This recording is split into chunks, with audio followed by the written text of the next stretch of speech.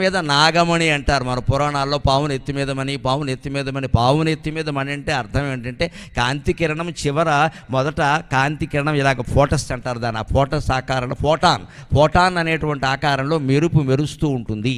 ఈ బయాలజీ అంతటిని పురాణాల రూపంలో ఏకాదశ రుద్రుల రూపంలో చెప్పారండి. హిందూ పురాణాలన్నీ విజ్ఞానం తప్ప పుక్కిటి పురాణాలు కాదండి.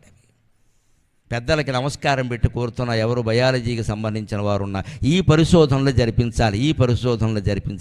ఇవి మనం చెయ్యం. మనం ఎంతసేపు 11 సార్లు అభిషేకం చేసేసి, 11 సార్లు పసుపు పూసేసి, 11 కుంకాలు పూసేసి, 11 సార్లు ప్రదక్షిణం చేసేసి, 11 పిండి వంటలు వేసుకుని తినేసి ఆసుపత్రికి వెళ్ళి 11 లక్షలు సమర్పిస్తాం. అది కూడా 11.